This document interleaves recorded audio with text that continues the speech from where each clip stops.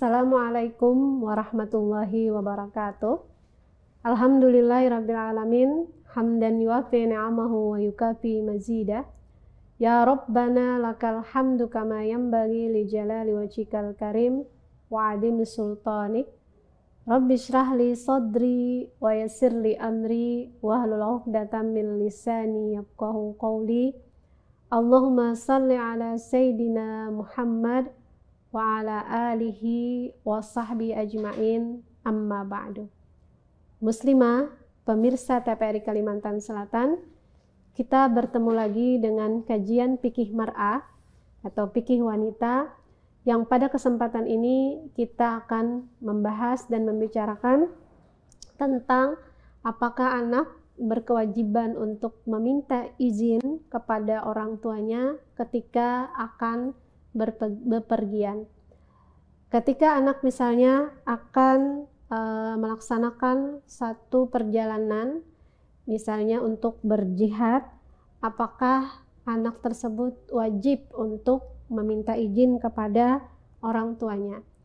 Untuk masalah ini, ulama membedakan apa dari hukum jihad tersebut.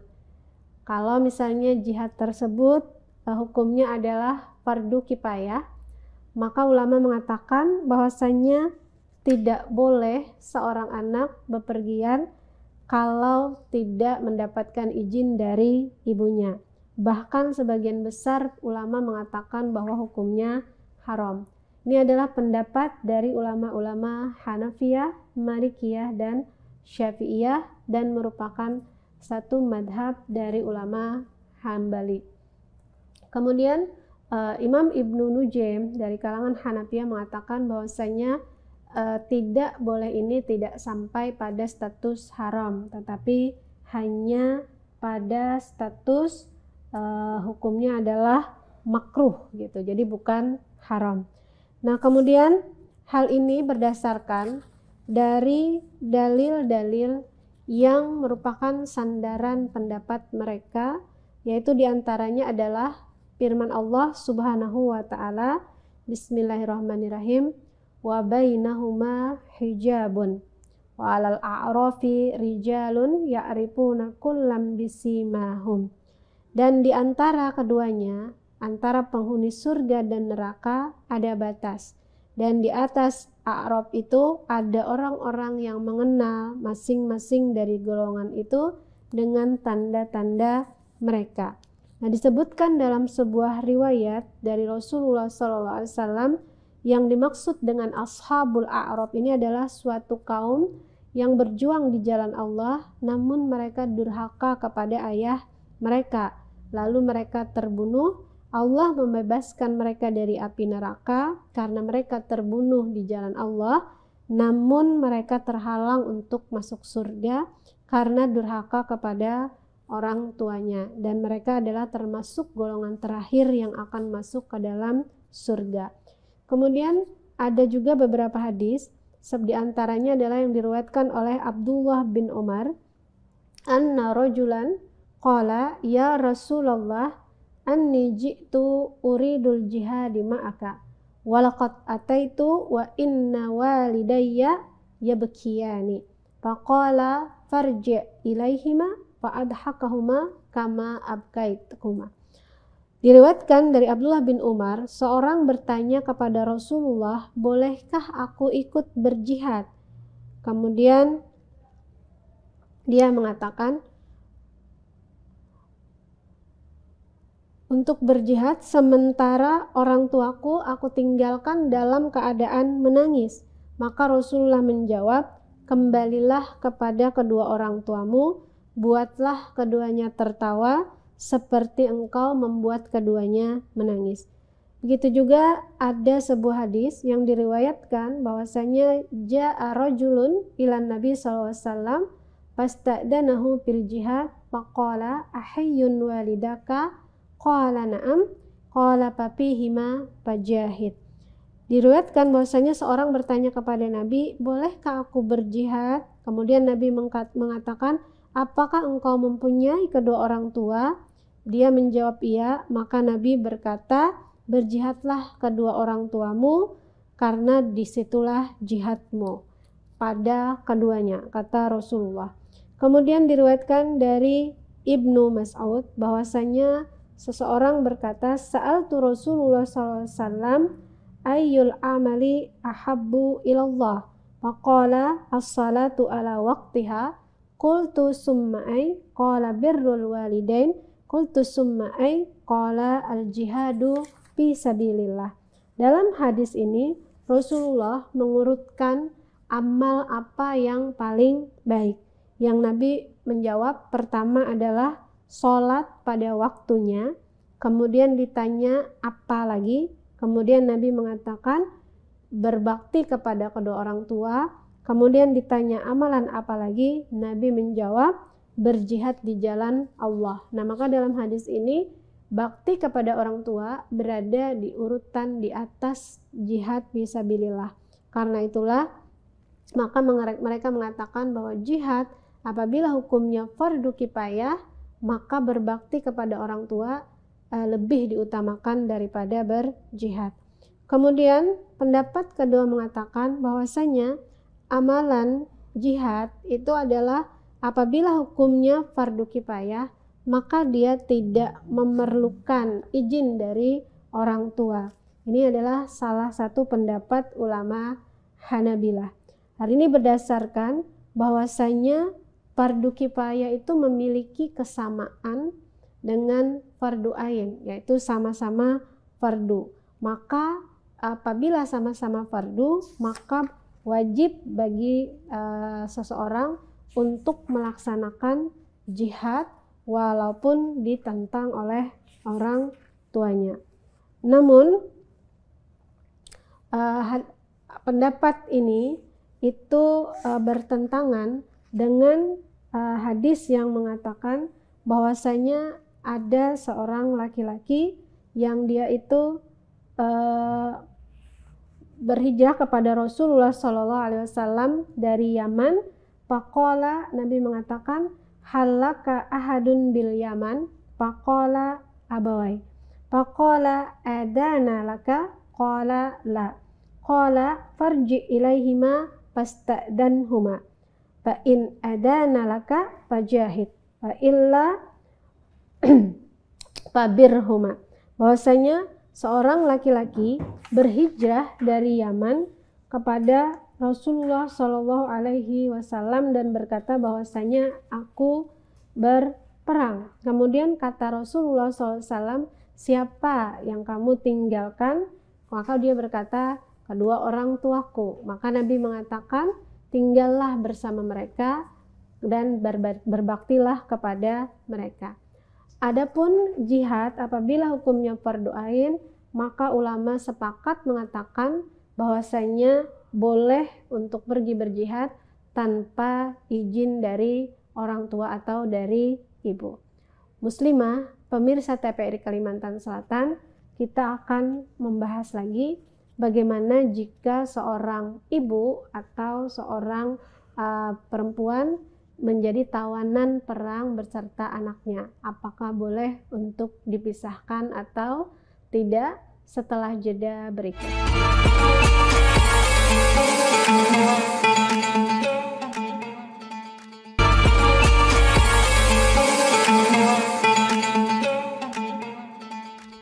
Muslimah, pemirsa TPRI Kalimantan Selatan, kita tadi telah membicarakan apakah seorang anak ketika akan berjihad dia wajib untuk meminta izin kepada orang tuanya atau tidak. Ulama mengatakan bahwasanya tergantung hukum jihad yang akan diikuti oleh anaknya, apakah fardu kifayah atau fardu ain, dan kita telah membahas pendapat ulama untuk hal-hal tersebut. Nah, kemudian apabila seorang ibu atau seorang perempuan kemudian ketika terjadi peperangan menjadi tawanan, sementara dia menjadi tawanan itu tidak sendirian, namun ada anaknya. Nah, apakah boleh ketika mereka ditawan ini boleh untuk dipisahkan atau mereka wajib ditempatkan di satu tempat yang sama? Untuk membahas masalah ini, ulama-ulama membedakan hukumnya tergantung dengan usia anak yang menjadi tawanan tersebut. Nah, untuk kondisi pertama, ulama sepakat bahwasanya hukum memisahkan ibu dan anaknya yang masih kecil itu mereka mengatakan tidak boleh. Jadi tidak boleh seorang ibu dan anaknya dipisahkan ketika menjadi tawanan. Hal ini berdasarkan dari hadis Rasulullah Shallallahu Alaihi Wasallam. Beliau bersabda, "Man farraqa baina walidatin wa waladiha, farraqallahu bainahu wa baina ahibbatihi yaumal qiyamah." Barang siapa memisahkan ibu dengan anaknya, Allah akan memisahkannya dengan orang-orang yang ia cintai pada hari kiamat. Nah, jadi kalau kita memisahkan ibu dan anaknya, maka Allah akan pisahkan kita dari orang-orang yang kita cintai pada hari kiamat. Karena itulah mereka mengatakan tidak boleh dipisahkan. Kemudian Rasulullah Shallallahu Alaihi Wasallam dalam riwayat yang diriwayatkan oleh Abu Musa, beliau juga mengatakan, la'ana Rasulullah Shallallahu Alaihi Wasallam man farraqa bainal walidati wa waladiha. Rasulullah melaknat orang yang memisahkan antara ibu dan anak. Nah, jadi walaupun di dalam tawanan, maka anak dan ibunya yang masih kecil itu tidak boleh untuk dipisahkan. Begitu juga riwayat dari Abu Bakar, Rasulullah SAW bersabda, janganlah seorang ibu dibuat sedih karena dipisahkan dengan anaknya. Jadi kita tidak boleh membuat seorang wanita menderita karena dipisahkan dengan anaknya yang masih kecil. Kemudian masa kanak-kanak itu merupakan masa yang menyebabkan kuatnya hubungan antara ibu dan anak. Jadi yang menguatkan kasih sayang dan ikatan cinta kasih di antara ibu dan anak. Karena itulah Rasulullah tidak menganjurkan atau melarang seseorang yang akan kehilangan kasih sayang dari orang tuanya. Hal ini berdasarkan hadis Rasulullah SAW, "Man lam yarham saghirana wala yukrim kabirana falaisa minni." Siapa yang tidak menyayangi anak kecil di antara kami dan tidak mengetahui hak orang besar di antara kami, ini merupakan bukan golongan kami. Nah, memisahkan ibu dan anak itu berarti mengabaikan ikatan kasih sayang di antara mereka. Karena itulah Rasulullah melarang hal tersebut. Demikian juga dalil yang memperkuat pendapat bahwasanya tidak boleh memisahkan ibu dan anak. Hal ini adalah karena hal tersebut akan sama-sama membahayakan mereka berdua. Karena mungkin saja anak kecil itu misalnya masih menyusu atau tidak mau terpisah dengan ibunya, maka akan mengganggu perkembangan mentalnya. Begitu juga seorang ibu kalau dipaksa untuk berpisah dengan anaknya, mungkin akan membahayakan baik fisik atau mentalnya. Dan seluruh tindakan yang membahayakan itu dilarang dalam agama Islam. Kemudian ulama-ulama ini juga membahas bagaimana jika anak yang sudah besar, apakah boleh dipisahkan dengan orang tuanya. Ulama terbagi dua dalam hal ini. Pendapat yang pertama mengatakan bahwasanya memisahkan dalam tawanan ibu dan anak yang sudah besar itu diperbolehkan. Hal ini adalah pendapat dari ulama yang bermadhab Hanafi, Maliki, dan Syafi'i, dan salah satu riwayat dari Imam Ahmad. Kemudian mereka mengatakan bahwa dalil hadis ini adalah suatu saat Salamah bin Aqwa, dia berperang bersama Abu Bakar. Ada seorang wanita bersama putrinya yang didatangkan sebagai tawanan. Lalu Abu Bakar mengambil putrinya sebagai rampasan perang Kemudian saat pasukan tiba di Madinah, Rasulullah Shallallahu Alaihi Wasallam meminta Abu Bakar untuk memberikan putri tersebut kepada beliau. Lalu Abu Bakar memberikan putri tersebut kepada beliau dan Rasulullah tidak mengingkari terhadap perpisahan antara ibu dan anak tersebut. Nah, jadi dalam kesimpulan hadis ini bahwasanya boleh memisahkan antara ibu dan anak ketika menjadi tawanan apabila anaknya sudah besar. Kemudian diriwayatkan dari Ubadah bin Samit radhiyallahu anhu, dia berkata, Rasulullah SAW melarang ibu dipisahkan dengan anaknya. Lalu beliau ditanya, wahai Rasulullah, sampai kapan? Beliau menjawab, sampai anak lelaki balik dan anak perempuan haid. Nah, dari dua kesimpulan hadis ini bahwasanya diperbolehkan untuk memisahkan antara anak dan ibu apabila menjadi tawanan apabila anaknya sudah besar. Kemudian pendapat kedua mengatakan bahwasanya walaupun anaknya telah besar, maka hukumnya adalah tetap haram dengan dalil bahwa tidak diperbolehkan memisahkan antara ibu dan anak. Muslimah, pemirsa TPRI Kalimantan Selatan, kita akan membahas lagi apakah apabila seorang anak akan bepergian untuk menuntut ilmu misalnya atau berdagang, itu juga diwajibkan untuk meminta izin kepada ibunya. Kita akan bahas pembahasan ini setelah jeda berikut.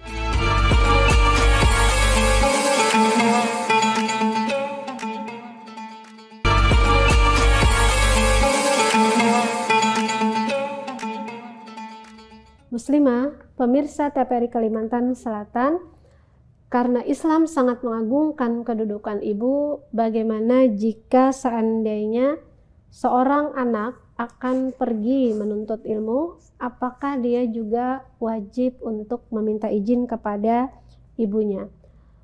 Hal yang pertama yang dibahas oleh para ulama adalah apa kedudukan dari menuntut ilmu tersebut. Apabila ilmu yang dituntut itu adalah hukumnya fardu ain, seperti misalnya ilmu-ilmu yang menopang kehidupan beragama seseorang, misalnya ilmu tentang taharah, tentang sholat, tentang puasa, dan kewajiban lainnya, maka untuk menuntut ilmu ini bila diperlukan bepergian, ulama-ulama sepakat bahwasanya tidak perlu untuk meminta izin kepada ibunya. Hal ini adalah pendapat dari ulama Maliki, Syafi'i, dan Hambali serta ulama-ulama Hanafiyah. Mereka mengatakan bahwasanya ilmu tersebut adalah ilmu yang fardu ain, maka tidak memerlukan izin dari orang tua karena orang tua tidak berhak untuk menghalangi anak tersebut mendekatkan diri kepada Allah.